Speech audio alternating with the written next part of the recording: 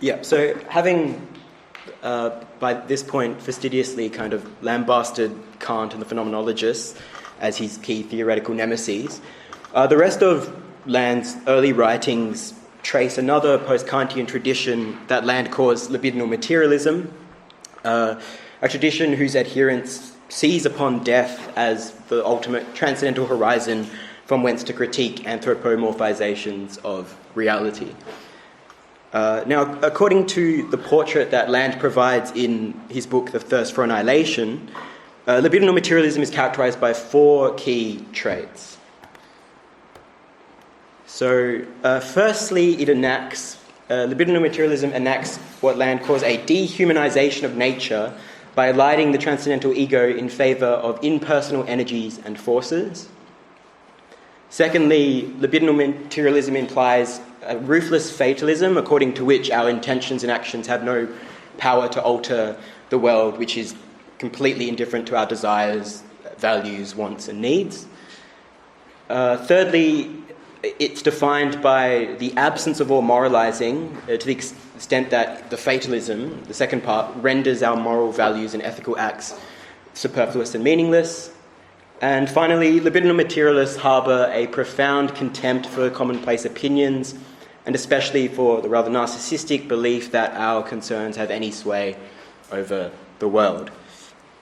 So in short, the libidinal materialist tradition essentially consists in the critique of all anthropocentric philosophies by showing how our thinking is just a secondary and rather dissimulating representation of more primal forces and inhuman drives. Okay, now apart from this fourfold criterion that we're going to break down today, Land tends to analyse libidinal materialism in terms of its specific thinkers, right? So in the first half of this lecture, I'm going to first consider Land's readings of Schopenhauer, Nietzsche and Freud as really the first three thinkers to have uncovered this kind of savage impersonal energy transcending our rational knowledge. And then in the second half, I'll turn to Bataille, and particularly Bataille's confrontation with Socrates. So that's, again, two parts. Okay, so part one. Now, Land best outlines his sort of history of libidinal materialism in The Thirst for Annihilation, as well as a 1991 essay called Art as Insurrection, The Question of Aesthetics in Kant, Schopenhauer and Nietzsche. I think from last week we can already see, specifically from Land's reading of Trackle, that art is conceived in Land's philosophy as a sort of insurrectionary site where this inhuman outside can be savoured. And, Land, in the epigraph to Art as Insurrection, which is actually Land quoting himself, he says, "Artists are those savage beasts that can't get enough of too much. They can't get enough of too much in the pursuit of this kind of excess beyond all reason." Land's privileging of art as sort of the apotheosis of nature's sublime insurrection ultimately stems from his understanding of the libidinal materialist tradition as originating through a certain reading of Kant's concept of genius in the Third Critique of Judgment. So I'm going to first just go through... In the first week, I actually only got halfway through the Critique of Judgment, so we're just going to go back to that and just go through the second half of the Third Critique, just to set the scene. So, in the appendix to the Critique of Aesthetic Judgment, Kant makes a distinction between artistic works, specifically he distinguishes artistic works from natural creations in that artistic works are produced through a rational free choice, whereas natural products aren't. And Kant makes another distinction. He says that art is distinct from science in that art is practical and creative rather than a simple kind of theoretical application of a clear rule. And finally, a third distinction is that art is different from handicraft in that it's not created for a specific purpose or determinate end, such as, for example, monetary remuneration, which is the main exchange value of handicraft.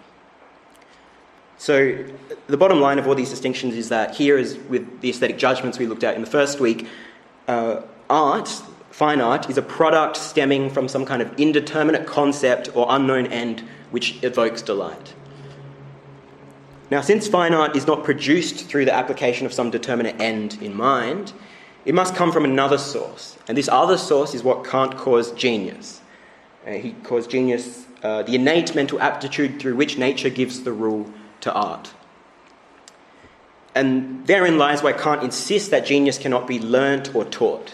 The idea is that since aesthetic ideas are not created through any determinate concepts, any clear purpose in mind, but just from this natural talent endowed by nature, the artist does not really know themselves the source through which they're actually composing their works of art.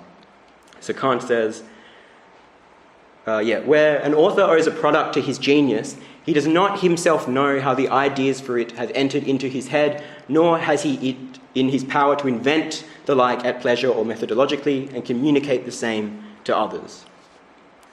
So while the artistic genius must always convey their aesthetic ideas through determinate artistic materials, through some kind of art form, the artist only does so in a way as to inspire the imagination to find a kind of larger transcendent concept that is the actual aesthetic idea, irreducible to the determinate materials that they're using. This is why Kant sees poetry as the highest art form, because the poet's use of words is already purely conceptual, and hence able to more easily inspire indeterminate concepts unmixed with determinate sensible materials. So Kant says, in the last point, from among the boundless multiplicity of possible forms in accordance with a given concept, to whose bounds it is restricted, poetry offers that one which couples with the presentation of the concept a wealth of thought to which no verbal expression is completely adequate. So the bottom line is that for Kant, artistic genius is a kind of blind, unconscious force indifferent to any determinate concepts of reason. For an idealist like Kant, the genius's natural talent refers to their intuition of the concepts according to which they're able to synthesize sensible materials in order to elicit some kind of universal delight. And so that's the idealist account of genius. But on Land's materialist account, genius should not be seen as something which synthesizes a sensible manifold by subsuming it under the rule of an indeterminate concept. Instead, genius now denotes a kind of passive, impersonal expression of an inhuman nature's own creative, libidinal energy. Land says, Kant's word genius is the thought of an utterly impersonal creativity that is theoretically registered as the radical discontinuity of the example of irresponsible legislation as order without anyone giving the orders. So again, if the genius cannot teach their talent as Kant claims, it's precisely because they did not consciously create their works of art. Rather, the artist is just merely the instrument through which nature legislates for itself, irrespective of the artist's conscious reasoning about their works. So contrary to Kant's reading, if we take the case of poetry again, poetry is not the synthesis of nature according to kind of discursive rules of reason, indeterminate reason. Rather, poetry is the sublime rupture with concepts of reason according to nature's transgression. So Land says, poetry is invasion and not expression, a trajectory of incineration.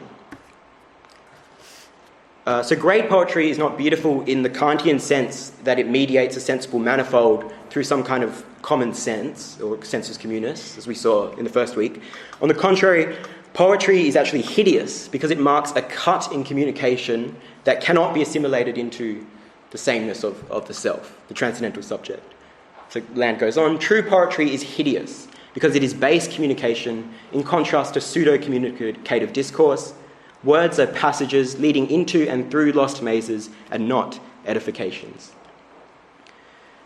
In Land's view, then, it's precisely because great poets trace nature's sublime transgression of the unity of reason that Kant ultimately tries to reduce the beauty of art to either a symbol of moral reason's idea of the highest good or a sublime testament to the ideas of reason's superiority to any particular sensible objects.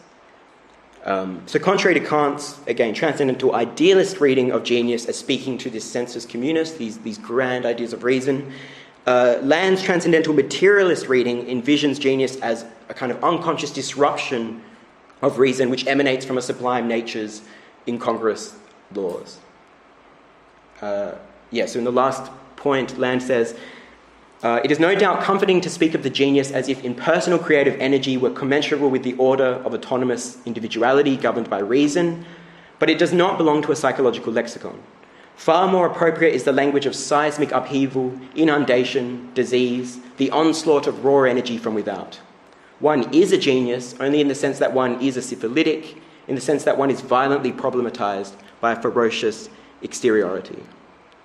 So on Land's reading, what Kant discovered in the third critique by its end was that reason had failed to fully tame the chaos of nature as nature comes to unleash itself through artistic genius. Okay. In the third critique's second part, called the Critique of Teleological Judgment, Kant then sets out to sort of outlaw nature once more through an account of what he calls teleological judgment, which are judgments by means of which we consider natural objects as if they have some kind of purpose or end in themselves, which is derived from thought. Again, it's an end that's indeterminate. So more precisely, Kant distinguishes between two kinds of purposiveness here. Firstly, there's what he calls an extrinsic purposiveness, whereby an object is a means to an end. So, for example, like we use certain things to ends, like this water bottle is a means for me to quench my thirst or something like that. And then on the other hand, there's intrinsic purposes where a thing is an end unto itself. So for Kant, while both plants are means for animal survival, because they eat them to survive, and animals are also means for our ends, because we eat them as well and use them to, grow crops and farm and so on.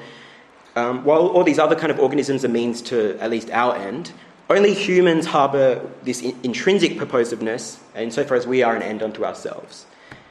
And if humans are what Kant calls nature's ultimate end, it's because we harbour the freedom to rationally determine ourselves.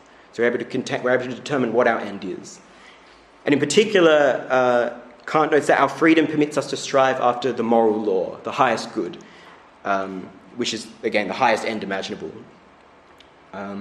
So Land says, this is Kant actually, man is the only natural creature whose peculiar objective characterization is nevertheless such as to enable us to recognize in him a supersensible faculty, his freedom, and to perceive both the law of the causality and the object of freedom which that faculty is able to set before itself as the highest end. Without humanity, then, Kant says that the whole of creation would be this is a quote, the whole of creation would be a mere wilderness, a thing in vain, and have no final end. So in the second division of the dialectic, of the Critique of Teleological Judgment, called the Dialectic, Kant returns to the book's key question about how free moral agents can emerge from a mechanical nature. And so to reconcile our moral agency with the necessary laws of nature, Kant ultimately locates a kind of unifying principle in the idea of a God who creates all of nature, including ourselves, with the purpose of pursuing the moral law. Now, at least for Kant, this postulate of God is not a kind of dogmatic retreat from his critical philosophy, because recall that he sort of refuted all these other proofs of God. But this postulate of God is not a dogmatic metaphysical proof of God, because it's a postulate of an indeterminate God, like this indeterminate superintelligence that we cannot know, as opposed to a God that we can understand and subsume under our concepts of reason, as per kind of medieval philosophy's rather anthropomorphic conception of God. So Kant says, the last point, the only way I can judge of the possibility of those things of their production is by conceiving for the purpose a cause working designedly. So it's only if such a supersensible God that permits Kant to unite our theoretical reason, operating according to mechanical laws, with our practical or moral reason, operating according to our freedom, our free, rational deliberation. Okay, now, in light of Kant's concepts of both this kind of telos of nature and artistic genius, as well as the beautiful and the sublime that we looked at in the first week, what the Kantian corpus ultimately leaves us with, as far as Land is concerned, are two equally kind of logical routes after what we might call the death of God. So on the one hand, we have the possibility of an unconditional humanism, according to which nature is reduced to a mere correlate of the transcendental I, or subject, and we looked at this in last week. This is the phenomenological tradition out of Kant, from Hegel to Derrida. And then on the other hand, there's the possibility of a virulent nihilism, according to which humanity is merely the plaything of more primordial unconscious forces. And that's what we're going to look at this week and next week, and that's what Land calls this libidinal materialist tradition from Schopenhauer to Deleuze and Guattari.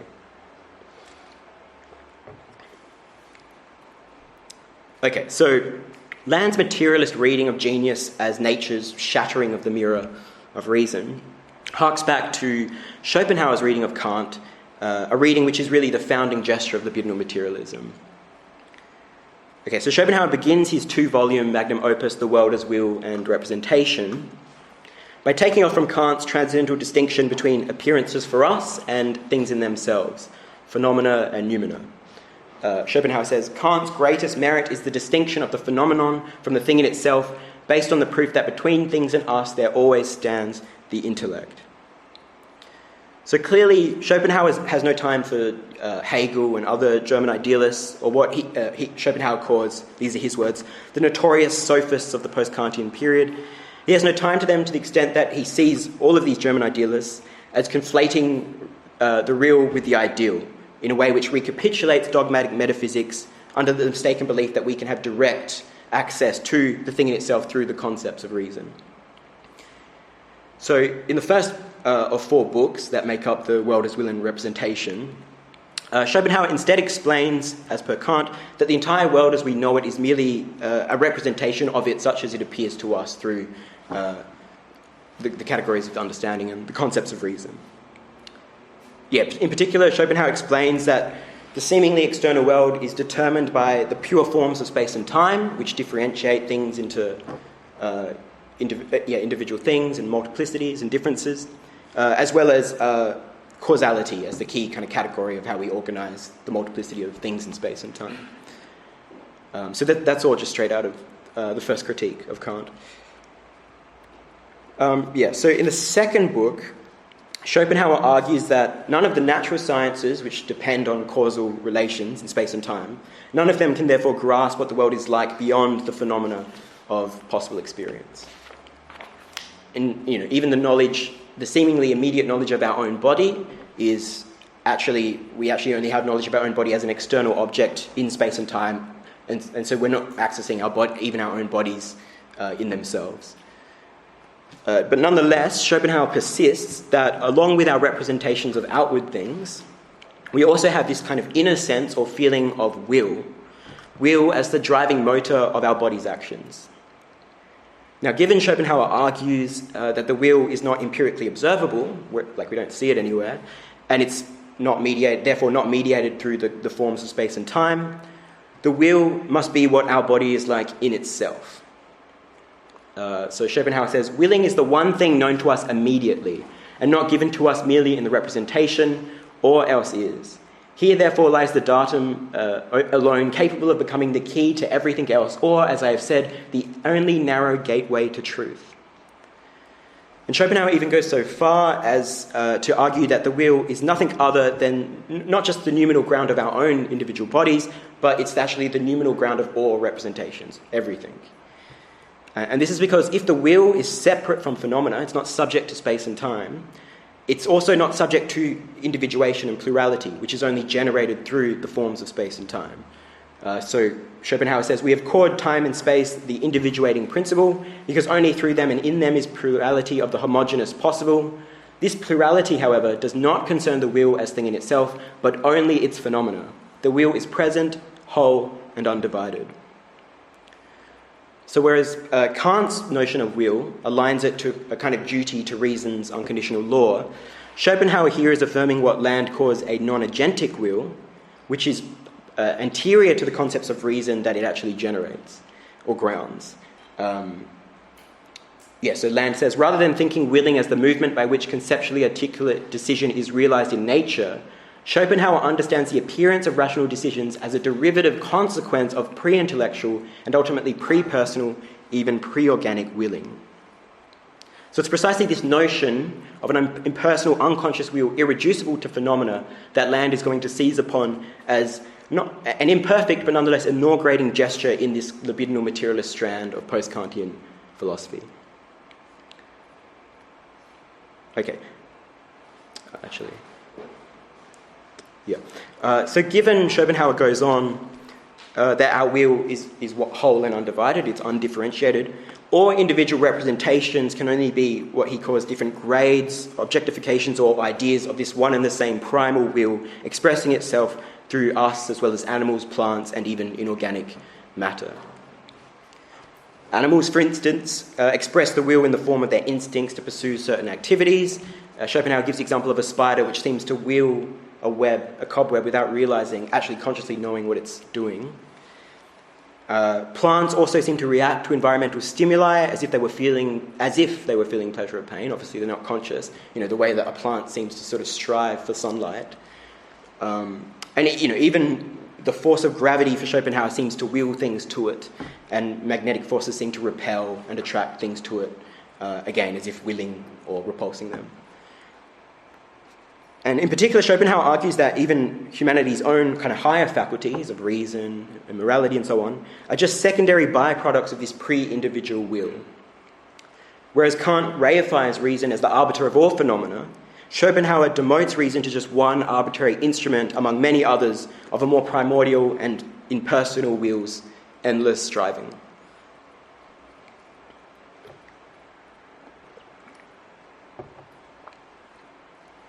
Okay, so a crucial kind of corollary of the fact that the intellect is only one determinate expression of the will is that our intellect has no greater purchase on the ultimate reality of the world than any other phenomena. Schopenhauer says, all these facts are evidence of the complete difference between the will and the intellect and demonstrate the will's primacy and the intellect's subordinate position. So whereas Kant tends to see nature as emerging out of the intellect, Schopenhauer sees reason emerging out of a non-conceptual nature by shifting the notion of will in what Land says, not in an idealist or phenomenological direction, but towards unconscious willing. So Land goes on, where Kant distorts, marginalizes and obscures the thought of the unconscious, Schopenhauer emphasizes and develops it. He defines the pretensions of imperialistic idealism by describing reason as a derivative abstraction from the understanding.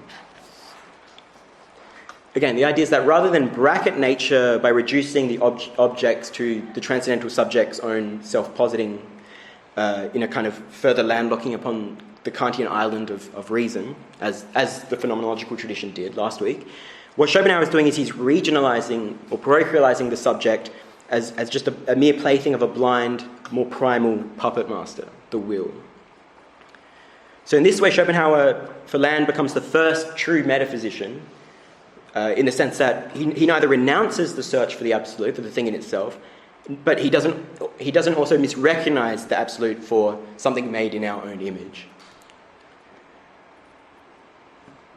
Okay, now the only flaw that Land finds in Schopenhauer, or the key flaw, is Schopenhauer's still all too human predilection to view this noumenal will as ethically abhorrent, such that Schopenhauer ultimately seeks to renounce and repress the will. Land says, Schopenhauer considers the anarchic character of the pre-ontological cosmic bedrock to be morally objectionable, and merely replaces its traditional theistic determination with an extrinsic moral principle of absolute negation or denial of the will. So why does Schopenhauer find the will morally abhorrent? It's because his reasoning is that given that our desires are manifestations of this endless willing, this will to will, none of our desires can actually be fully satisfied. And consequently, the reality of the will condemns us to a life of unquenchable want and infernal suffering. So this is, Schopenhauer says, no satisfaction, however, is lasting. On the contrary, it is always merely the starting point of a fresh striving. Thus, that there is no ultimate aim of striving means that there is no measure or end of suffering. Now, as we'll see in a moment, whereas Nietzsche will find a way to affirm our suffering, Schopenhauer seeks to find a more kind of serene and peaceful state, which is akin to the securities that Kantian reason and the God of dogmatic metaphysics were able to provide, but no longer can. So in the third book, that's the last two books of The World as Will and Representation are essentially an attempt to repress the discovery of the first two books of The World as Will. Okay, so in the third book, Schopenhauer looks to art as a force for abstracting things from their everyday use value for our individual will.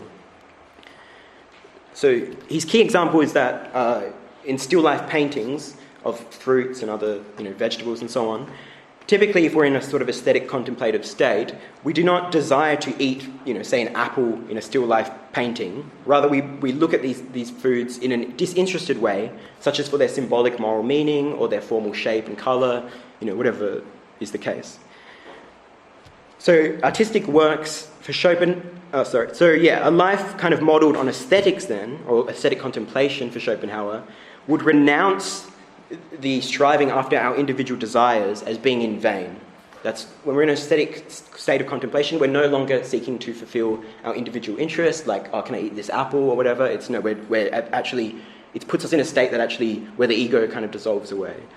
Schopenhauer says, genius is the capacity to remain in a state of pure perception, to lose oneself in perception, to remove from the service of the will the knowledge which originally existed only for this service. Even more so than Kant, Schopenhauer emphasizes that artistic genius is, and this is his word, a madness which is distinct from rational, abstract knowledge, insofar as artistic genius stems from this primal will, this noumenal will, beyond the categories of understanding and the forms of intuition which merely serve our individuated self-interest. So it's in this way that Schopenhauer thinks aesthetic beauty amounts to a kind of transcendent escape from our individual willing into a kind of platonic realm of serene, disinterested oneness beyond the horror show of our phenomenal existence. So in the final book, Schopenhauer qualifies that while artistic genius can resign their self-interested willing for a short period of time when we're in a state of aesthetic contemplation, it's only the kind of saintly figure that's able to, the kind of religious figure that's capable of permanently renouncing their will in favour of a kind of a severe, extreme asceticism. More precisely, Schopenhauer encourages an ethics of what he calls compassion, where compassion means to treat others as ourselves. The idea is that since compassion consists in emphasising with another's well-being as if it were our own, it is through compassion that we relinquish our own individual phenomenal self by assisting others. So if we're identifying with someone else, then again, the individual ego, the phenomenal ego seems to melt away. So for Schopenhauer, it's compassion that permits us to renounce the futile pursuit of our own desires in favour of, again, a serene peacefulness in the aid of others. Schopenhauer says, the ascetic has a presentiment that, however much time and space separate him from other individuals, in themselves and apart from the representation and its form, it is the one will to live appearing in them all. So we can think of examples for this, right? So, someone who gives away all of their wealth to charity is not serving their own interest, their own will. It's rather they're treating others' wills as if it was one and the same with their own. In a way that seems to renounce the kind of multiplicity of individuals generated by the forms of space and time. Okay, so despite Schopenhauer's rejection of dogmatic metaphysics, at least initially, this ethics ultimately seems to turn against his own discovery of this non-agentic will in favour of a return to an essentially kind of Christian, or at least more generally religious moralism.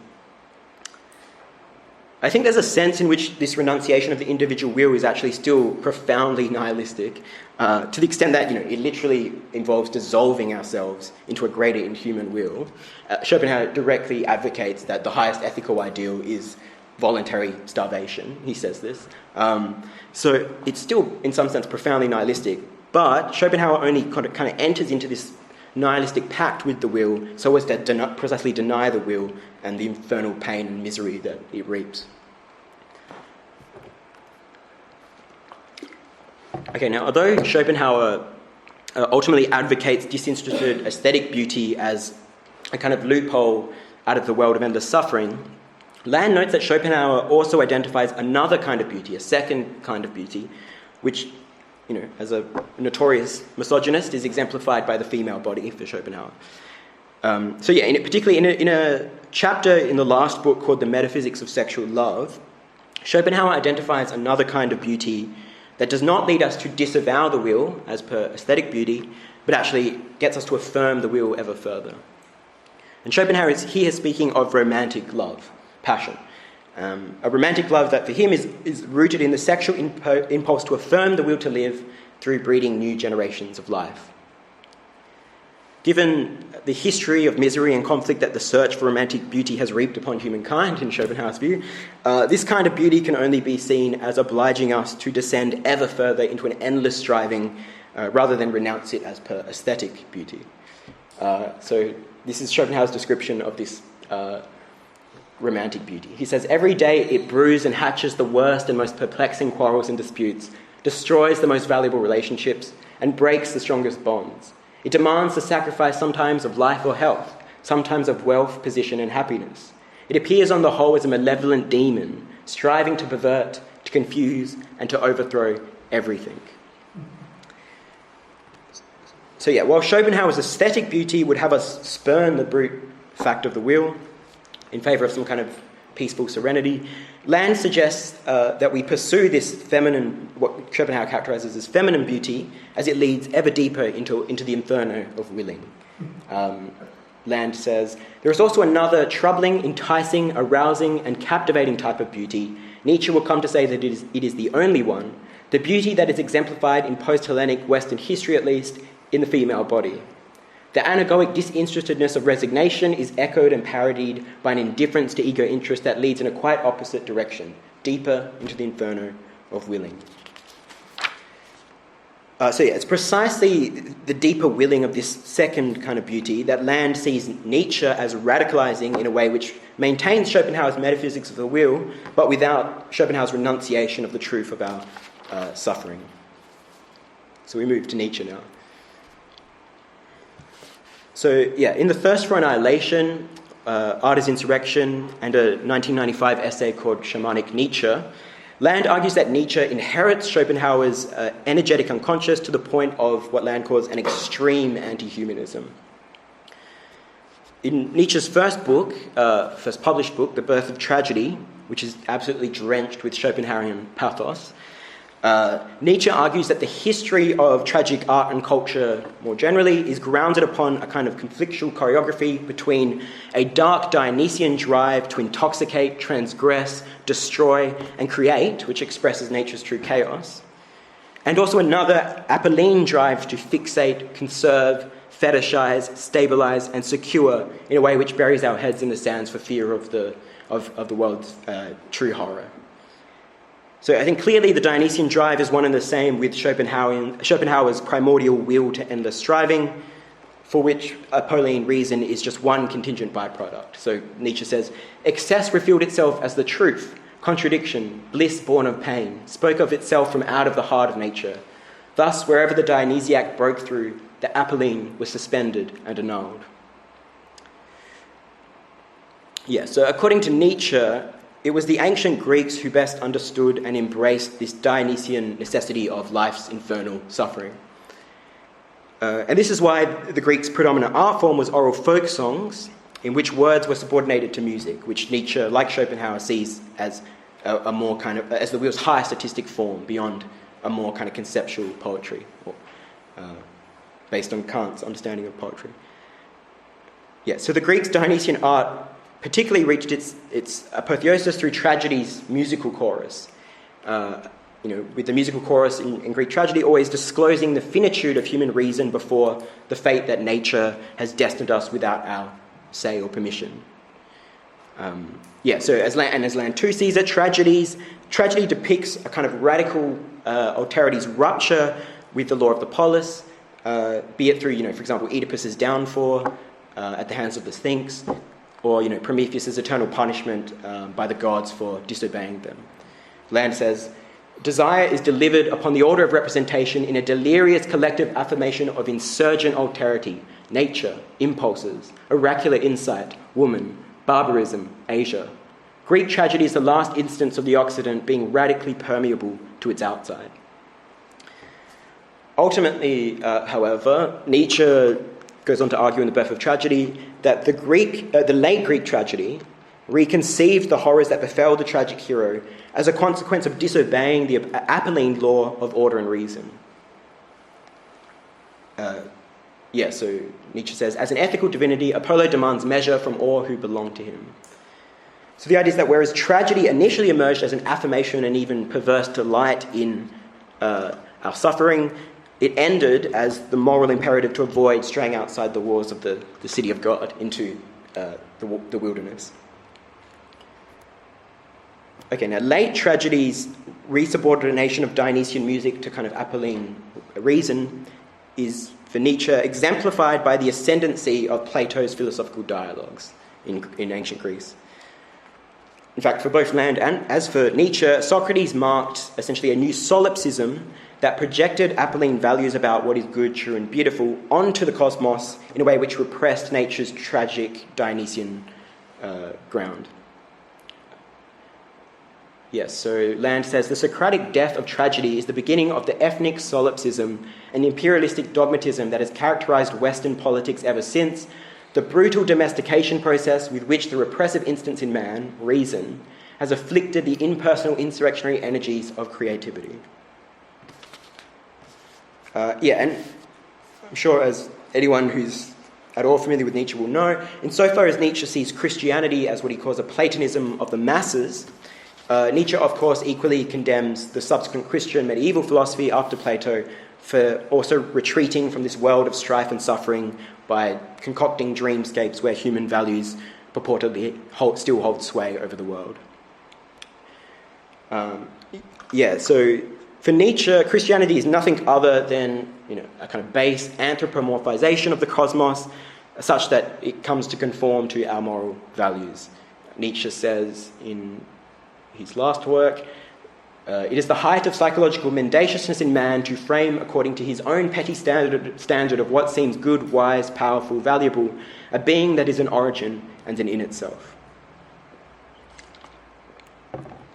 And just to get back to Nietzsche's problem with Schopenhauer, it obviously follows from this kind of Platonic and Christian philosophy's denigration of the real world in favour of some kind of transcendent ethereal realm, that the Christian and Platonic ethics essentially consists in living ascetically, by kind of spurning the world in the here and now in favour of contemplating the next world to come. And Land could not agree further that Christianity is, as he calls it, a device for trapping the sick being those who are too impotent to confront the brute fact of the world's suffering and chaos. Now, Nietzsche initially looks to Schopenhauer's philosophy, as well as Wagner's romantic operas, to initiate a rebirth of tragedy in the Germany of his own day. It's not long, however, before Nietzsche dismisses Schopenhauer as just another variation of Platonic Christian moralism or nihilism. And certainly, Schopenhauer recognises that as we've seen, there's no objective universal meaning in either this world or some other world, as there is for the Christians and Platonists. But the problem is that Schopenhauer draws the conclusion from this that since our values can never be satisfied or realised, we should turn against the way of the world, the will, by renouncing all action in life as superfluous in what amounts to recapitulating the same ethics of self-flagellation as the Christians and the Platonists.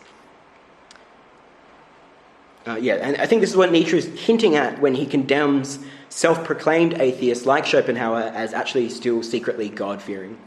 So Nietzsche says, unconditional honest atheism is therefore not the antithesis of that ideal as it appears to be.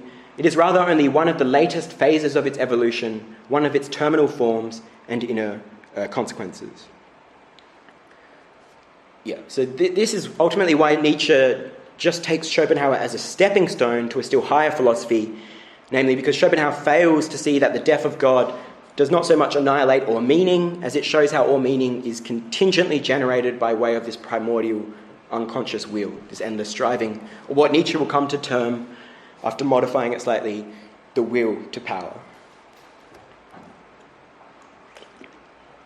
Nietzsche's active nihilism, as he calls it, is distinguished from Schopenhauer's passive nihilism because it is not a refusal of all values.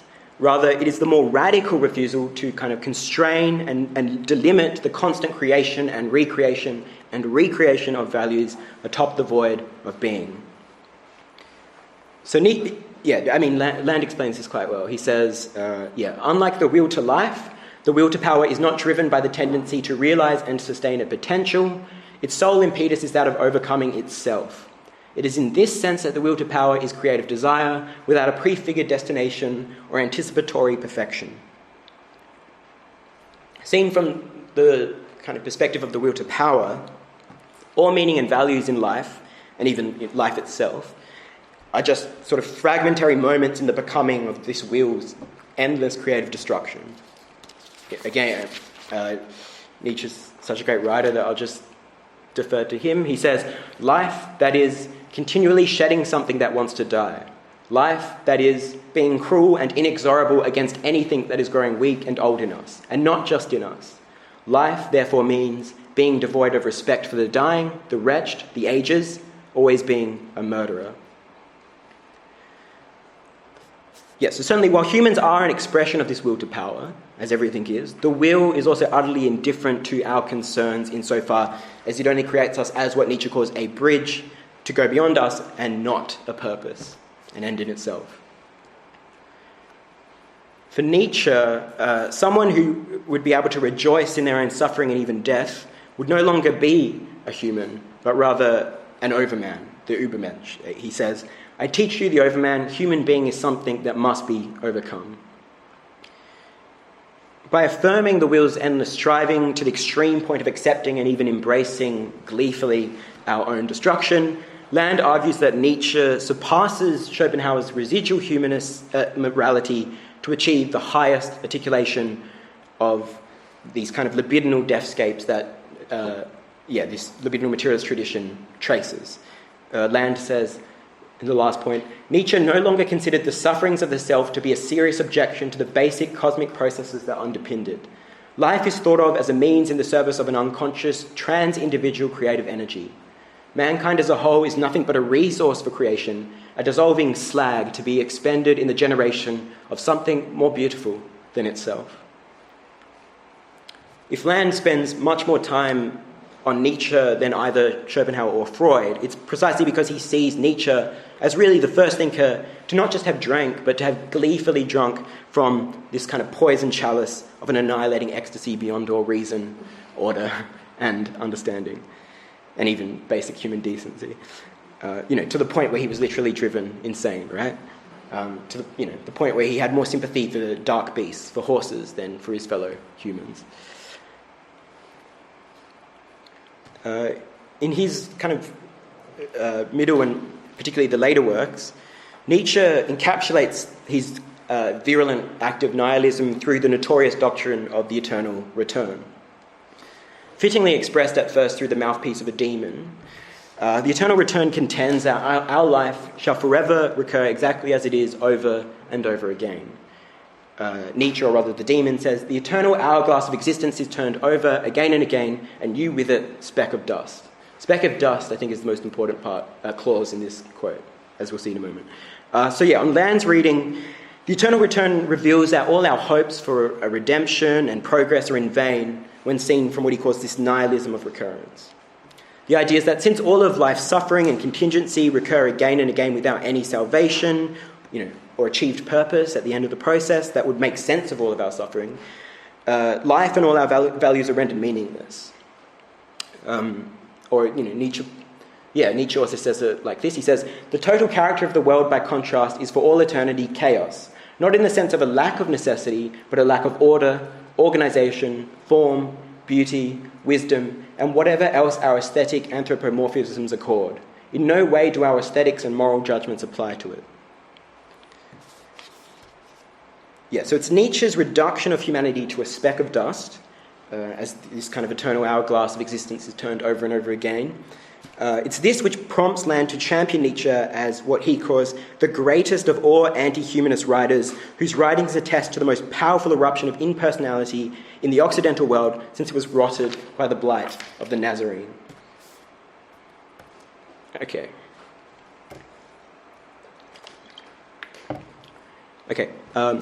In Nietzsche's wake, Land looks to Freud as bringing the libidinal materialist tradition into the 20th century, albeit in a much more mitigated and essentially Schopenhauerian manner. Just as Nietzsche and Schopenhauer honed in on this non-agentic will, so did Freud trace in his patients, or what they call analyzans, neurotic symptoms and hysterical behaviour. He traced this back to an unconscious realm of drives, instincts and forces which simultaneously constituted their waking life but also disrupted it. Freud says in Beyond the Pleasure Principle, psychoanalytic speculation takes as its point of departure the impression, derived from naming unconscious processes, that consciousness may be not the most universal attribute of mental processes, but only a particular function of them. So Freud's 1920 book, which is the key book for Land, Beyond the Pleasure Principle, it begins by explaining that psychoanalysis initially accounted for all psychic processes in terms of a drive to alleviate tension and instability, or what Freud called the pleasure principle. Over time, however, Freud discovered that there were various phenomena which seemed to contradict the idea that all psychic processes could be explained with recourse to the pleasure principle.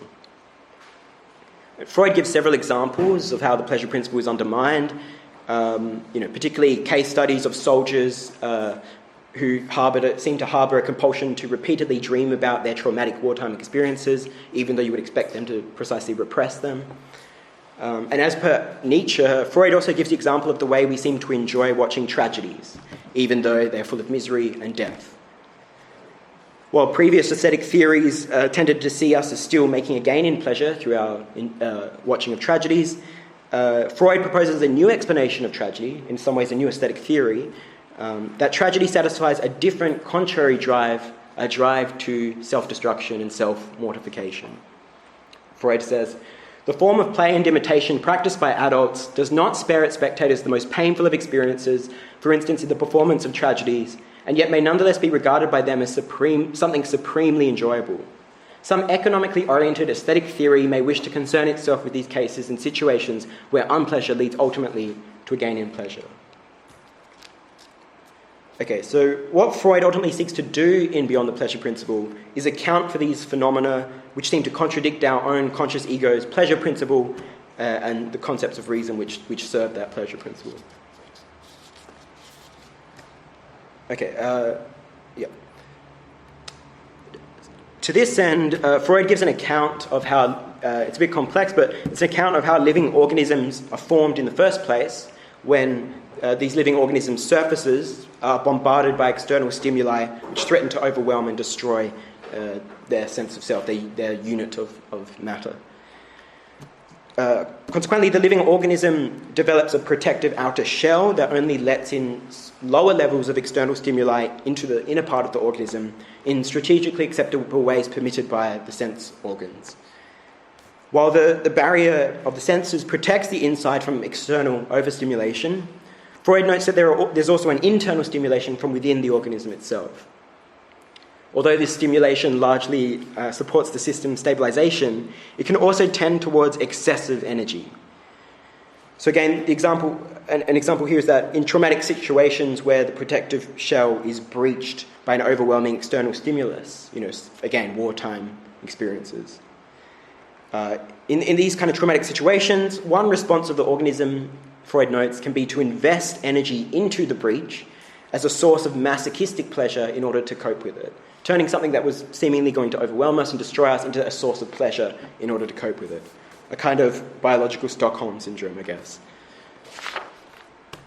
According to Freud, it's in this way that we not only harbour a pleasure principle tending towards homeostasis and stability and self-preservation, but also a death drive, what he calls a death drive, which seeks to return to a more primary process of inert matter before the secondary process by which living organisms emerge through the repression of this external excessive energy in order to stabilize its ego.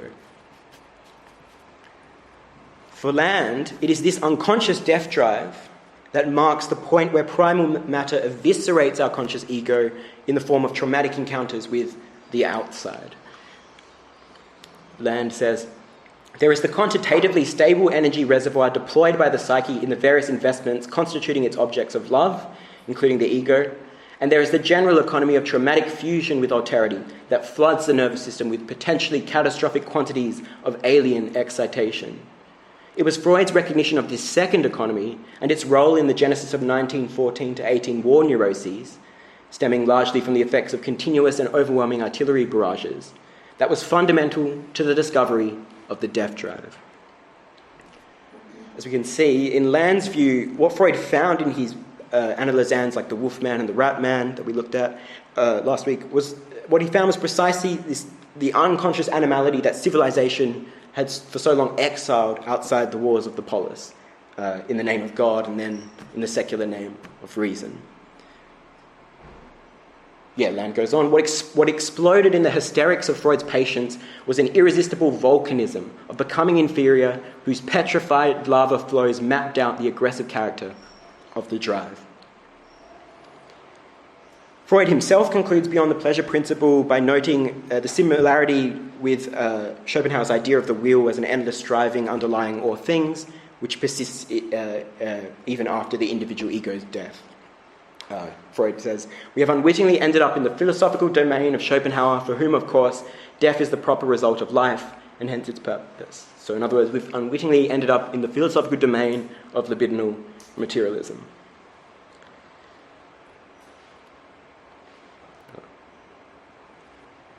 Yeah, okay. Yeah, so despite Freud's really kind of gargantuan discovery here of the death drive, Land notes that Freud did retreat at times from his own insight. And even in Beyond the Pleasure Principle, Freud wavers at times as to whether the pleasure principle is the secondary sublimation of the primary death drive, or a distinct drive that would split the unconscious by way of a kind of dualism between pleasure and pain, or eros and thanatos. As Land sees it, Freud's oscillations and hesitations stem from an essentially Schopenhauerian moral hang-up that wishes to maintain the ego's sovereignty, even as this sovereignty is completely invalidated by the more fundamental process of this thanatropic unconscious. Land says, despite recognizing that the conscious self is a modulation of the drives, so that all psychical energy stems from the unconscious, from which ego energy is borrowed, Freud seems to remain committed to the right of the reality principle and its representative, the ego, and thus to accept a survival or adaptation imperative as the principle of therapeutic practice. In the terms both of the reality principle and the conservative movement of psychoanalysis, desire is a negative pressure working against the conservation of life, a dangerous internal onslaught against the self tending with inexorable force towards the immolation of the individual and his civilization. And Land reserves his greatest rebuke for what he calls the disastrous way that Freud reduces works of art like Hamlet, Oedipus Rex, and the Brothers Karamazov to their authors' psychobiographical histories. Such as, for example, the Oedipal complex, whereby apparently the authors sought to play out the fantasy of killing their fathers in these various texts. And, this is despite the fact that the sons do not actually murder their father in either Hamlet or the Brothers Karamazov. So it's a real kind of reductive reading. It's pretty loose. But, Land says, when he writes on art, degenerating despite his wealth of acuity into banal psychobiography, a terribly damaging loss of direction afflicts the psychoanalytic enterprise. It becomes Kantian, bourgeois, a delicate police activity dedicated to the social management and containment of genius. So the idea is that through these kind of pathologizing literary hermeneutics, Freud's readings of various novels and authors end up recapitulating the Kantian limitation on the artistic genius's will by subsuming it under the rule of the psyche. Okay. Nonetheless, it is because of Freud's honesty, or perhaps unwitting naivety, to elide his own moral sensibility and articulate this kind of morbid primary process. It's for this reason that Land champions psychoanalysis as an insurrection against capitalism's last-ditch National Socialist effort to cohere society around the Führer's absolute Oedipal ego by suppressing libidinal figures of alterity, such as women, people of colour, communists, and nomadic Jews. Land says, that part of 20th century philosophy, resonant with the aesthetically oriented tendency outlined here, has as its two great tasks the diagnosis of Nazism and the protraction of the psychoanalytic impulse. In other words, the arming of desire with intellectual weapons that will allow it to evade the dead-end racist Gotterdammerung politics which capital deploys as a last-ditch defence against the flood. When viewed in these terms, what emerges is this idea that libidinal materialism is nothing other than an attempt to kind of arm philosophy with the weapons that it needs in order to wield this kind of insurrection against, the neurotic brown shirts and, perverts with perfect comb-overs and toothbrush moustaches. That's the end of part one. So in the last section of Art as Insurrection, Land identifies the four key post-Freudian libidinal materialists as Bataille, Deleuze and Guattari, that we'll look at next week, and also Wilhelm Reich.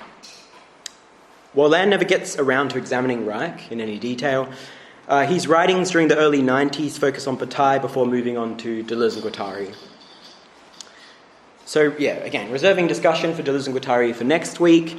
The rest of today's session is going to examine Land's reading of Bataille. But instead of trying to encapsulate all of Land's book on Bataille, which would be impossible, I just want to focus on a 1993 essay called After the Law, the second half of which also actually appears in a chapter in The Thirst for Annihilation. And I'm going to focus on this essay and this chapter because it's really here that Land proffers his most definitive critical assessment of the history of philosophy since Socrates by drawing upon what he calls, again, this libidinal materialist counter-tradition that is now best exemplified by Georges Bataille. So to do that, Land proposes in the essay to juxtapose two infamous trials. Socrates' trial as recounted by Plato in the Apology, and the 1440 trial of the serial killer Gilles de Rais as recounted by Bataille. What permits Land to compare these two trials, such as Plato and Bataille recount them, is that both are grounded upon three ideas of philosophy, truth, and death, but, of course, with very different understandings of these terms and how they relate to each other.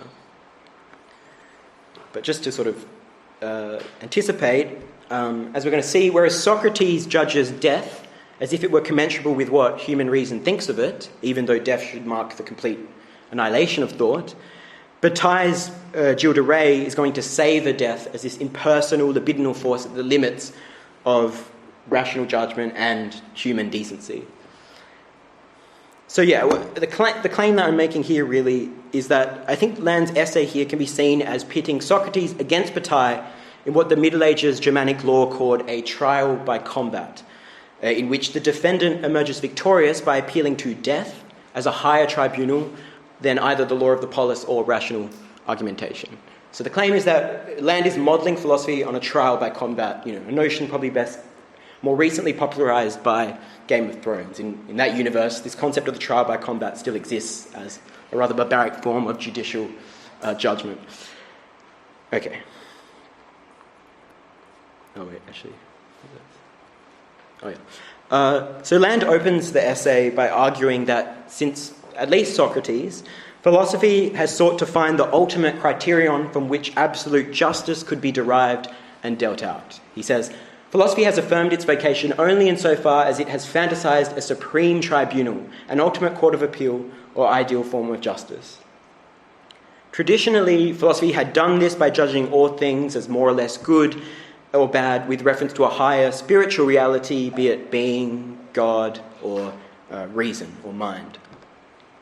According to Land, what unites all of these seemingly disparate courts of appeal to a higher reality is that each is modelled on an image of human reason and representation.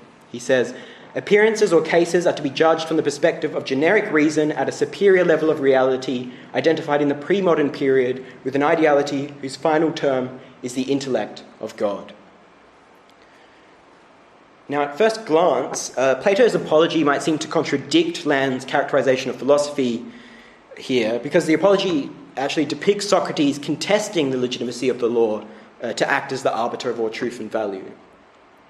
However, Land's central argument is that Socrates does not really contest the court's appeal to human knowledge as the principle of authoritative judgment, Rather, Socrates merely questions whether this principle of authority should be identified with the Athenian law, such as it is, or rather with philosophy's Socratic reason.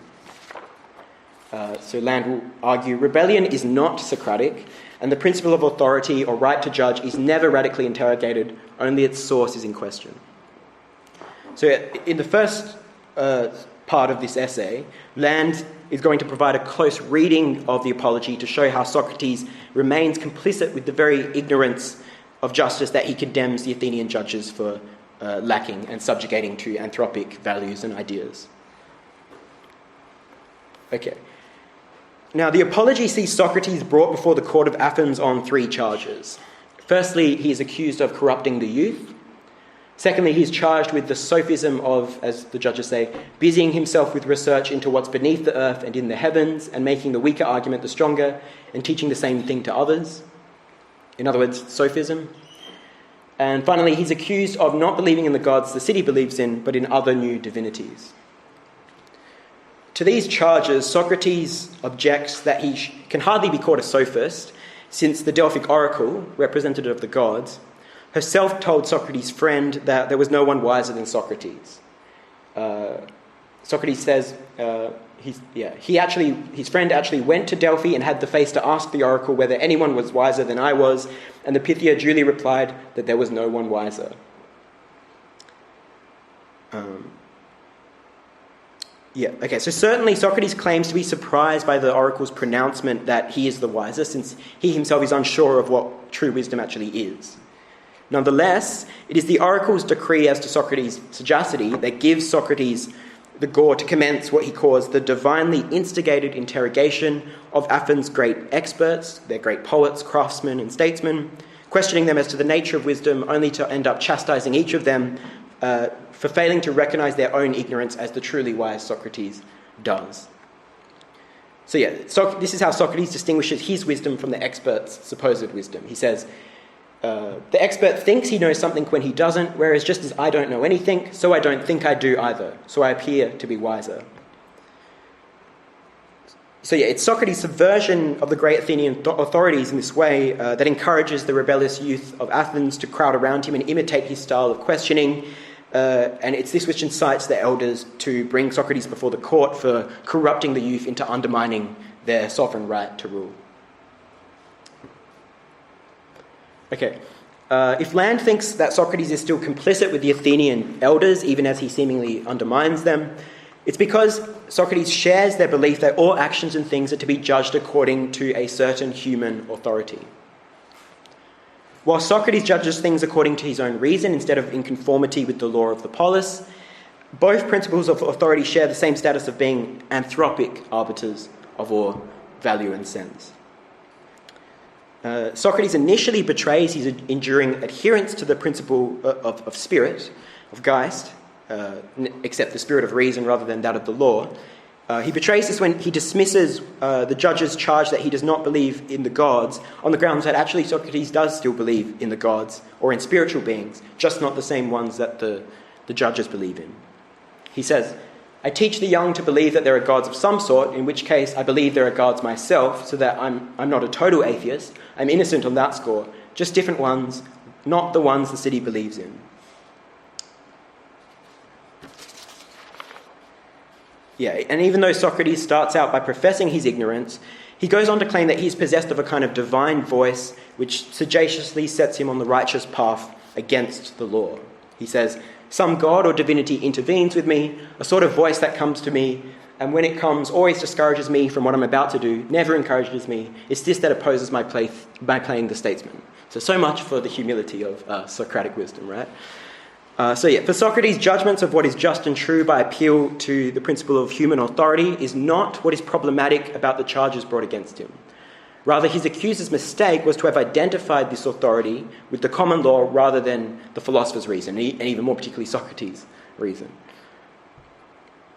Now, despite Land's criticisms of Socrates for remaining too anthropocentric in this principle of authority, Land does note that the Apology contains what he calls certain skeptical openings where Socrates appears to grasp the truth that reality exceeds the rational, if only grasping it inadvertently. For example, Socrates' subversion of the expert poet's wisdom is achieved precisely by exposing how the poet does not consciously know how they created their works of art. This is, again, the very Kantian conception of genius. Instead, the genius of their poetry unconsciously struck them as if by divine inspiration. Socrates himself says, it wasn't wisdom that they did what they did, but rather through some sort of natural talent, or because they were inspired like the seers and soothsayers who make many fine utterances, but have no knowledge about the things they're saying. So again, for the expert poet, wisdom does not emanate from any conscious and rational deliberation, but from an unconscious and ineffable force beyond their control. Far from possessing wisdom, the truth strikes us from outside ourselves in a way that actually undermines rather than reinforces our prejudices and preconceptions about what the world is like. Even if Socrates will ultimately suggest that the poet's pretensions to wisdom are false because it's not grounded in a still too human philosophical reason, at this point Land suggests that Socrates briefly grasps that the truth is to be found in recognising reality exceeds what we know of it, or what we can know of it in principle. And Land also finds particular merit in the way that Socrates cognises death as the ultimate testament to the fact that human knowing cannot exhaust reality's greater, unknown vastness. It's not by chance that as Socrates is awaiting his death in a different dialogue, the Phaedo, after his conviction in the Apology, that it's precisely there Socrates claims that we can only attain true knowledge of the real through death. Socrates says, the wisdom which we desire and upon which we profess to have set our hearts will be attainable only when we are dead and not in our lifetime. On Land's reading here, Socrates' famous proclamation that philosophy is a preparation for death consists in the idea that the sincere love of wisdom, philosophia, recognises all humans are mortal and along with us our delusions of grandeur. Consequently, philosophy should not appeal to the law of the city or even that of reason, but simply to the brute reality of death that is indifferent to both law and reason as it promises to annihilate both of them over the course of time. Land says, according to the judgment of death, by which all human judgments are judged, only the philosopher is just, because only he recognises the specificity of all sensible judgments and their subsumption within a higher genus of wisdom. The fact that death here is the testament to the truth of reality beyond our anthropic dissimulations explains why Socrates refuses to plead for his life when the Athenian judges convict him, which actually provoke the judges to vote in favour of the harshest punishment of death at the end of the Apology. Now, even once Socrates is sentenced to death, he still does not actually find any reason to be afraid. And this is because Socrates argues that we do not know what death is. So to fear death would be to harbour the pretension that we know what death will be like. Since life cannot know death and reason cannot think the cessation of its own thought except as a mysterious X, we have no reason to fear death. And it's no wonder that Socrates' famous dictum as to his ignorance is articulated in the same instance when he expresses his ignorance as to what death will reap. Socrates says, the fear of death is simply this: thinking yourself wise when you are not. It's thinking you know what you don't know. Death may even be the greatest of all good things for a human being. No one knows. Yet people fear it as if they knew for sure that it's the greatest of bad things. If there's any way in which I'd claim to be wiser than the next man, it would be because, not possessing enough knowledge about the things in Hades, I actually think I don't know. And therein lies Socrates' key countercharge to the Athenian judges. They purport to legislate even unto the realm of death, about which they can know nothing.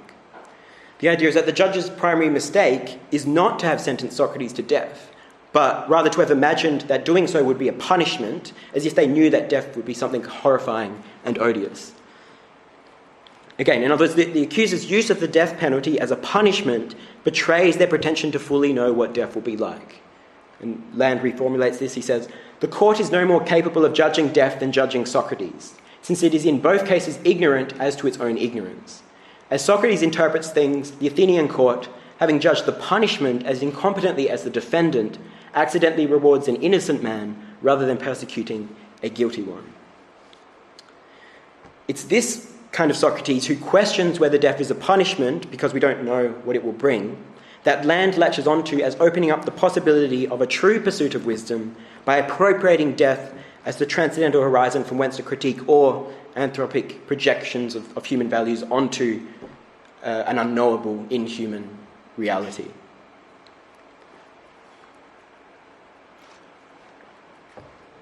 In the final analysis, however, Land argues that Socrates retreated from this very sceptical aperture that he himself opened into this morbid beyond. As far as Land is concerned, Socrates only really questions the Athenian lord's ability to know the unknown and exhaust death in life, so as to assert that the philosopher is alone really capable of doing this. Rather than allied thought's capacity to totalize and exhaust death in human terms altogether by conceiving death as the absolute cessation of thought, Socrates contends that we can come to know death by appeal to philosophical reason, if not by appeal to the judiciary's tribunal of justice. Socrates thereby continues to anthropomorphize death with anthropic illusions, for example, about our soul's immortality, no less than the law did when it judged death as a punishment, as if either had any right to the certitude that they know what death will bring. Land writes, Socrates' own sense of preparation for death is the path of wisdom rather than intoxication, aligning himself with a knowing that is compared to its inadequate instances rather than succumbing to the unknowing beyond comparison, beside which all knowing is inadequate.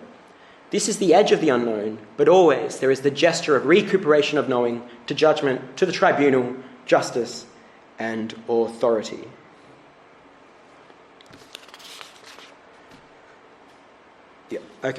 More precisely, Socrates argues that death is one of two things. Death is either an eternal sleep or a continuation of the soul's life when separated from the physical, finite body.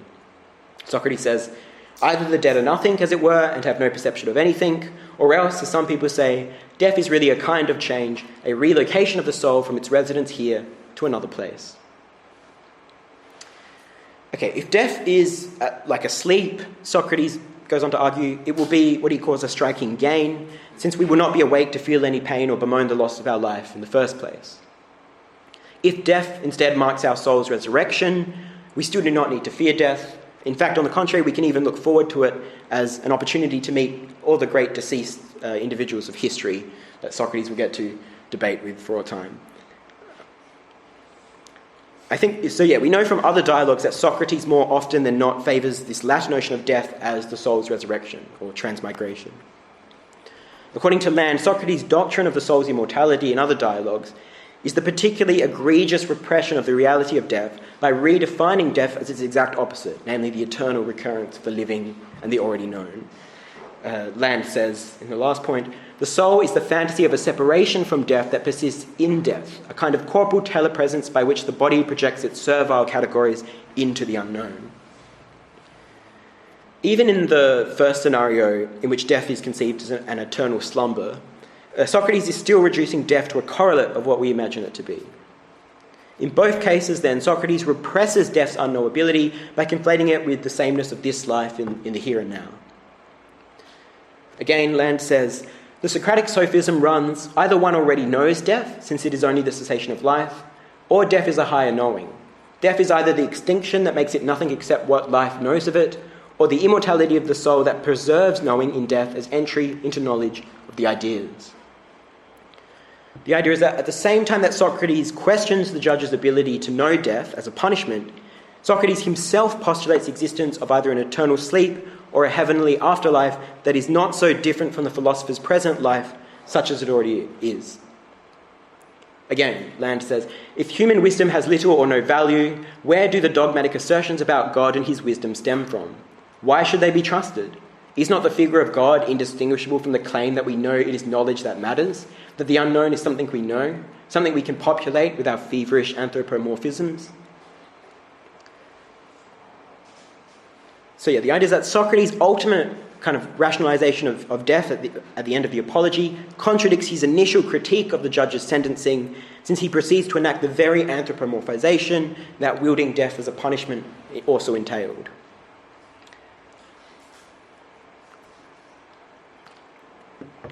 Seen in this way, Socrates' objection to his accuser's sentencing is not motivated by the desire to undermine their appeal to human knowledge. Rather, his critique is enacted in the name of replacing the Athenian law with philosophical reason as the arbiter of absolute knowing, including even the knowing of death. While the two principles are certainly different in degree, for Land they are of the same kind inasmuch they both depend on the premise that human thought can grasp reality and even the irreality of nothingness within its either juridical or logical clutches.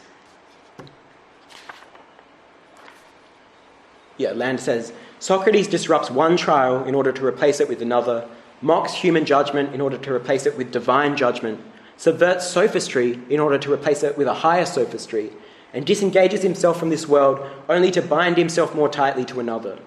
Socratism is the mobilization of unknowing on behalf of knowing.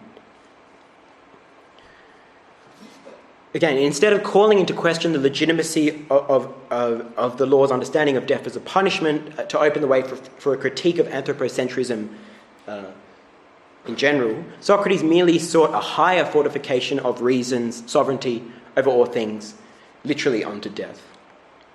And consequently, Socrates' rationalization of death is no less anthropomorphic than the Athenian law's politicization of this morbid unknown. Okay. Now, in light of Socrates' complicity with the law, Land argues that Socrates should not be seen as inaugurating the philosophical pursuit of truth, but rather as repressing philosophy's true beginnings with the pre-Socratics. So Socrates and Plato are not at the origin of philosophy for Land. In fact, they're an anti-philosophical counter-revolution against the pre-Socratics.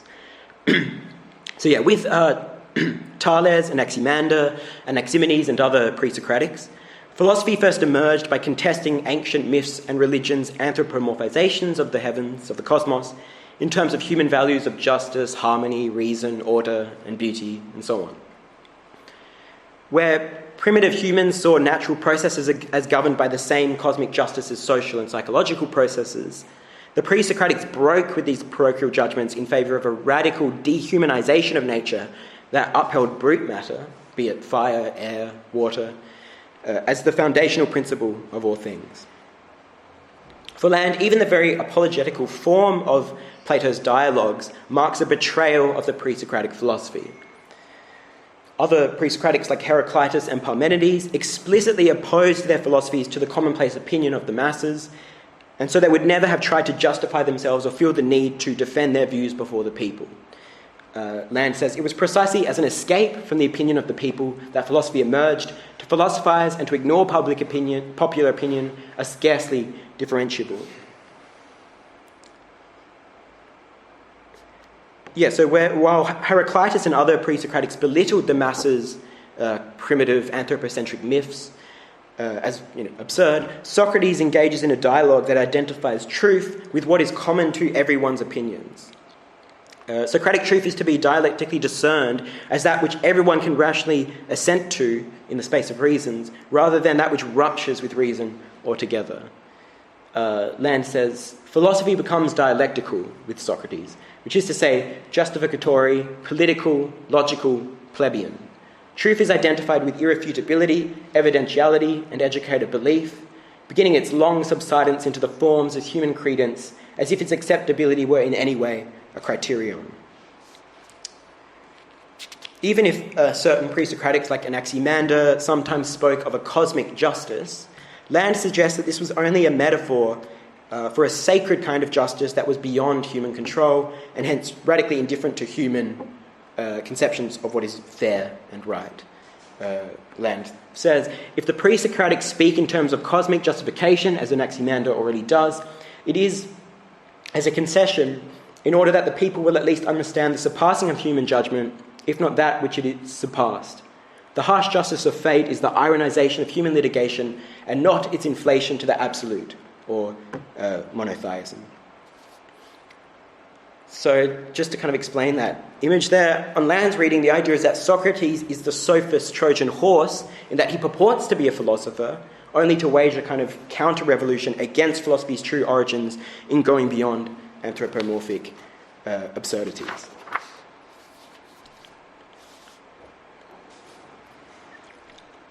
Okay, after the law's second section, Land goes on to juxtapose Plato's apology with Bataille's account of Gilles de Rais's trial. Like Socrates, Bataille interprets the law as reifying itself as the sole legitimate arbiter of the values and significations of all our actions and intentions. Just as Socrates criticised the law for using death as a punishment, as if we know that death will only bring pain and suffering, so did the secular and ecclesiastical courts sentence Ray to death in retribution for his crimes. What's more, both courts also sought to provide an explanation for Ray's horrific murders in juridical and psychological terms of the pursuit of a perverse yet still utilitarian erotic pleasure. So in this way, the court subsumed Ray's morbid interest in death into the logical categories of the subject. Against this psychologizing tendency, Bataille insists that he says, "We badly understand the monster, whose violence would be absolute at the unchained hour, if we did not first perceive in this apparent insensibility, in this nonchalant indifference, which, to begin with, situates him outside and well beneath the sentiments of average humanity." Yeah, so much as Socrates critiques the law for synthesizing death through the categories of human understanding, even though Socrates goes on to do much the same, so does Bataille see the authorities as overlooking the irrational excess of Ray's actions to any human logic by judging them in terms of juridical categories and moral codes for social condemnation. To fully grasp what Bataille is getting at in his reading of Ray's crimes and trial, I think it's worthwhile taking a brief look at Bataille's general, what we might call solar ontology, beginning with Bataille's juxtaposition with Socrates' idea of the sun in the Republic. So, as Land notes in Thirst for Annihilation, ever since Socrates' allegory of the cave, the sun had been used to symbolize the truth of being. To be able to directly gaze at the sun without protective screens or through reflections would be to attain a knowledge that would instill some chosen few with the legitimate right to rule and judge as philosopher kings. Socrates himself says in the Republic, "The sun not only provides visible things with the power to be seen, but also with coming to be, growth, and nourishment." In The Pineal Eye, among other essays and works, Bataille also models his concept of being, or the absolute, on the figure of the sun. Only whereas Socrates sees the sun as the truth of being that is difficult to discern but nonetheless can be looked upon at least by an elite few, Bataille re-evaluates the difficulty of sun gazing as the already grasped encounter with reality's annihilation of all representation. Bataille says, "The sun, situated at the bottom of the sky like a cadaver at the bottom of a pit, answers this inhuman cry with the spectral attraction of decomposition. Immense nature breaks its chains and collapses into the limitless void. This sun, now burrowing its brilliance from death, has buried existence in the stench of the night." The idea is that it's not that representation is failing to grasp being when it gazes at the sun only to be stricken blind with pain. Rather, we are truly grasping what being is like when through representation's solar annihilation. In Land's view, Bataille's story of the eye, another essay, Solar Anus, and other narratives where the sun, eyes, and solar images feature prominently, all of these speak to this idea that the sun's solar energy escapes our representational capacities. Land says, "The common theme of these writings is the submission of vision to a solar trajectory that escapes it, dashing representational discourse upon a darkness." So again, whereas Socrates sees the sun as the source of life and understanding, Bataille reassesses the sun as the ruination of reason and even life itself. Okay, now, more precisely, Bataille sees the sun's solar energy as always being in excess and hence needing to be differentiated in other forms of investment. He says, "An excedent must be dissipated by means of deficit operations." And that's really Bataille's idea of creation. Namely, all things are created as expenditures of the sun's solar energy, or what he also calls accursed shares. This is what Land is also getting at when he says, life appears as a pause on the energy path, as a precarious stabilization and complication of solar decay. Now, since life gets its energy from the larger reservoir of the sun, life in turn harbours more energy than is needed to preserve itself. Bataille says, the solar ray has for effect the overabundance of energy on the surface of the globe, of the Earth. According to Bataille, life thus spends its excess of solar flows through a ceaseless drive towards decay and destruction. As far as Bataille and Land are concerned, life is nothing but the means for the becoming of death's solar flow through its own suicidal expenditures. Land says, death, wastage, or expenditure is the only end, the only definitive terminus. It's precisely because there is an overabundance of life that the solar economy expresses itself through the mortality and finitude of all living things. Land goes on, Bataille interprets all natural and cultural development upon the earth to be side effects of the evolution of death, because it is only in death that life becomes an echo of the sun, realizing its inevitable destiny, which is pure loss. Okay, that was probably a pretty abstract and brief encapsulation of Bataille's solar ontology. So I'm going to do something slightly deranged here and give a more popular contemporary example. So at the risk of looking like I'm perversely obsessed with Pixar and Disney films, and let's face it, that risk has already been run and confirmed, I've got a picture, of Olaf the Snowman from Disney's Frozen here, right? And that's because I think Olaf is a really great contemporary example of this solar drive to self-destruction that I've just described in rather abstract terms. Now, apart from Gilles de Rais, that we'll get to in a moment, Bataille often uses a photograph of a Chinese torture victim who seems to be orgiastically enjoying his own mutilation. For example, his eyes rolled back in a kind of orgasmic fashion rather than in pain. In the same way, if anyone's seen the film, Olaf is a snowman whose most cherished desire is to experience summer, even though obviously summer will lead to his complete meltdown because he is, after all, a snowman. So all I'm suggesting is that with this kind of obscene sadomasochistic love of summer, Olaf is, really the best cinematic depiction of Bataille's Chinese torture victim or Gilles de Rais' thirst for an annihilating ecstasy, right? In other words, I don't know how helpful that was to kind of popularize the solar ontology, but it's just another deranged digression. But I couldn't help but put it in there because Olaf is my favourite contemporary libidinal materialist. But anyway. What Bataille's history of life demonstrates is that we're not made by the sun for any other purpose than to discard and be discarded. To ignore this is to anthropomorphize the cosmos by reifying ourselves as more than just an accidental byproduct of death's solar flows. As Land puts it, there is only the primary process, Bataille's sun, except from the optic of the secondary process, representation, which at the level of the primary process is still the primary process. So what therefore masks the truth of this kind of solar decay is what Land refers to as the hypostatization of a mere moment in solar becoming as if it were the whole, as if it could exhaust all of becoming. Far from being the rational animal that knows it will die, Land argues that humans are too often the animal that falsely immortalizes itself, be it through a literal belief in the soul's immortality or through a more secular and cunning anthropomorphization of nature. Land says man is the animal that knows it will die, determined in its essence by a knowledge whose specific mode is an immortalizing sublimation. And Land particularly chastises both secular and religious law for its arrogant belief that humans can control and order society and even nature, when in fact both natural and social processes operate according to cosmic laws beyond our management and engineering.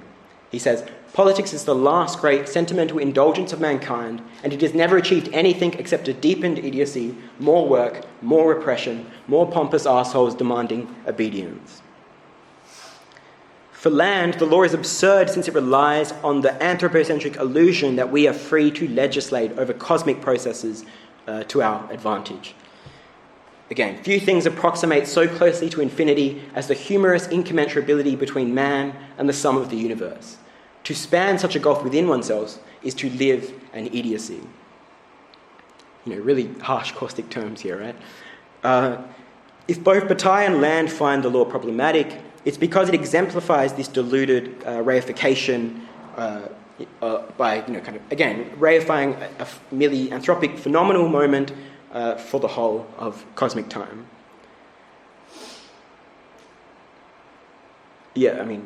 Land says again, when compared with the play of combination occurring at an inferior stratum of composition, every being is an improbability so violent that Bataille labels it chance. To therefore rid thought or philosophy of its narcissism, Land argues that any genuine philosophy must come to terms with the brute fact that humanity will one day become extinct over the course of time.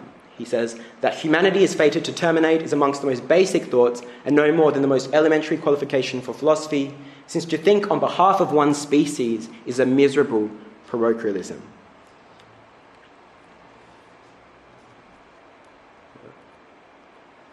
According to Bataille, again, the history of life is comprised of so many variations on death's expenditure beyond, the utile purposes of bare survival.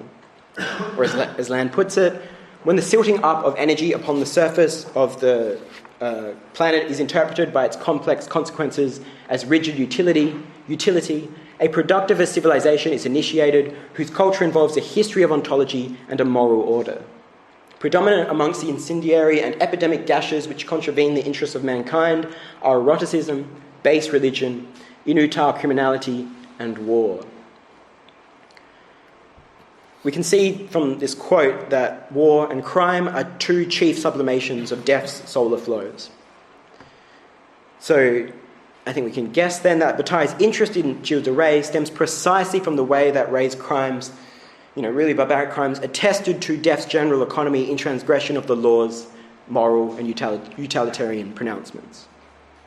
In the particular case of Rais, Bataille notes that the early 15th century French society in which Rais was born typically expended its overabundance of life through the practice of constant war. Bataille says, even the poetry that the nobles of the 14th and 15th centuries affected to love was in every sense a deception. Before everything, the great lords loved war. Their attitude differed little from that of the German berserkers, whose dreams were dominated by horrors and slaughter. So Bataille sees war as less a utilitarian fight over the necessary resources for survival and more a mechanism for disposing of an excess of life for the sake of this general economy's drive to solar destruction. And Rais was no exception, having served as a commander in the Royal Army from 1427 to 35 during the 100 Years' War, a war in which he distinguished himself for his reckless bravery. Of course, what the military honours bestowed on him overlooked was that Rais was not actually putting himself in harm's way to save the lives of his countrymen, but rather to flirt with death.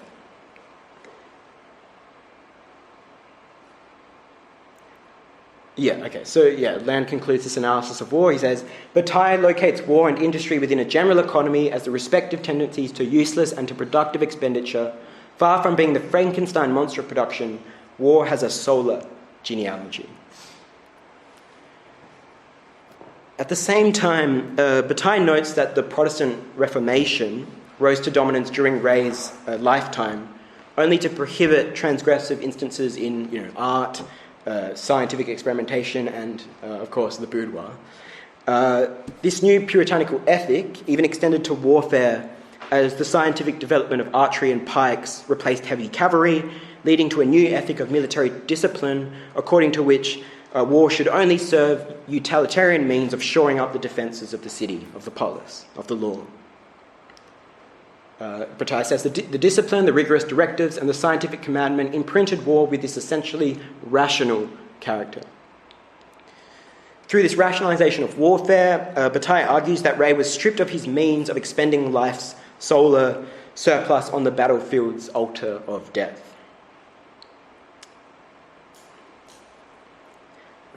Okay, so Rais is now looking for a substitute.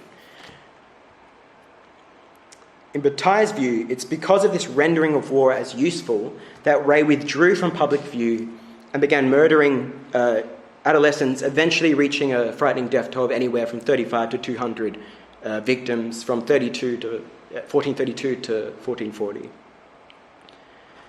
It's crucial to grasp here that although Bataille provides an explanation for Ray's crimes in terms of the sublimation of death, soul of flows, it's qualitatively different from the law's moral judgments of Ray.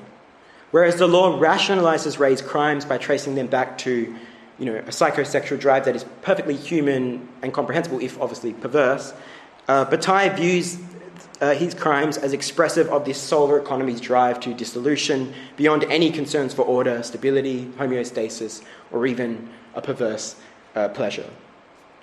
In other words, Ray's crimes for Bataille should not be reduced to his psychological makeup or any self-interest, but to the way that a general economy beyond the particular human economy discards its overabundance of solar energy through life's death drive. Bataille's point is that no tribunal of justice or rational philosophy is able to make sense of Ray's acts by appeal to some utilitarian or psychological explanation, because Ray's crimes were utterly indefensible in the precise sense that they stemmed from an inhuman desire to savour a morbid beyond. Okay, I'm sort of skipping through things here now because we're fastly approaching the ending. Okay, so whereas Land repudiates Socrates for rationalising death, he looks to Bataille to index death as an irrational excess to all reason, insofar as death marks reason's breakdown into inarticulacy, violent trauma, and ultimately nothingness. Land says the words, "No philosophy has been able to incarnate the essence of nobility," are a concise anti-Socratism. It cannot be a matter of a retrial, therefore, as if a higher judgment were to redeem a victim of injustice. De Ray is almost perfectly indefensible. So as far as Land is concerned, no one could ever write an apology for Ray as Plato could for Socrates, because Ray's actions were unjustifiable inasmuch as they stemmed from this realm of non-being and nothingness, where human representation and moral judgments cannot trespass even in principle. And that's also why Bataille characterises the trial of Ray as a tragedy in the precise sense, Greek sense, that Ray's conviction is not a testament to human reason's ability to see that justice is done. It's rather a tombstone to both reason and the law as they attempt to kind of blunder out an inane sentence that would try to make sense of these excessive, irrational actions.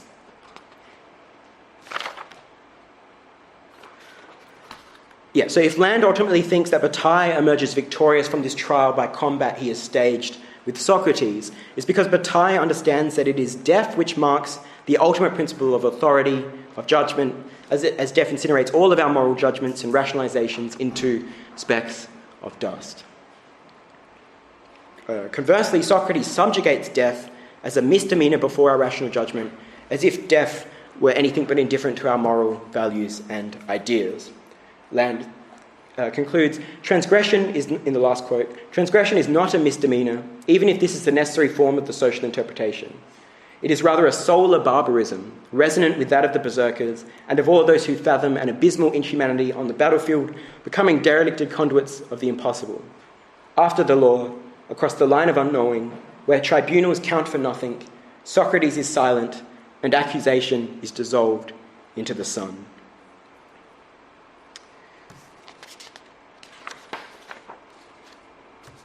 Okay, unfortunately I'm going to have to skip an attempt to critique Bataille and Land's understanding of Jules de Ray via Mindhunter, so I'll just summarise the key point. So what Land ultimately derives from the trial by combat between Socrates and Bataille is this notion of death as the organon for the critique of philosophy's essentially Socratic tendency to idealise the real in a way which displaces our mortality, the fact of our mortality and insignificance before nature's great abyss. While Land's critiques of Socrates and philosophy more generally can come across as rather dismissive because of the rhetoric, it's crucial to note that Land nonetheless actually does remain a philosopher, at least on his reading of philosophy's constitutive sense. After all, Land's project of subtracting anthropomorphic dissimulations from reality remains faithful to the initial pre-Socratic mission of philosophy as a rupture with myth, religion, and anthropomorphizations of the heavens by coming to terms with an inhuman, indifferent world. Of course, at the same time that Land seeks to continue voyaging with philosophy beyond these primitive, pre-philosophical parochialisms of the past, he also understands this to necessitate the modelling of critique on the berserker's trial by combat, whereby the philosopher must wield death itself more than reason or rhetoric as the ultimate weapon for breaking down the walls of the polis to let loose the barbarians impatiently waiting outside and thirsting for blood. Okay. Now, in another objection to this kind of Socratic and juridical attempt to hold Ray responsible for his actions, Bataille argues that Ray was merely a puppet of the greater feudal social order, such as it was organised around the expenditure of its luxuries, be it through displays of affluence or warfare. And Ray's own execution is a perfect example of this, insofar as Ray's execution was turned into a public spectacle in which the crowds gathered to delight in Ray's mutilation and death in much the same way that Ray had done to his victims. Bataille's notion here of social processes as not of our own making permits Land to argue at the essay's end that Ray's penchant, Gilles Ray's penchant for the unknown beyond human judgment is today not only sublimated through the modern phenomena of serial killers, but even more so through what he calls cybernetic capitalism, or what he calls in this essay, commodity phase population cybernetics. Now, given, as we've seen over the past few weeks, that Land started out by critiquing capitalism for arresting humanity's heat death, it's rather jarring here, I think, if we read him in order, to see him now championing capitalism as an explosion of solar energy. So just what could have motivated, such a sharp about-face is precisely what we're going to look at next week as we turn to Land's mature writings.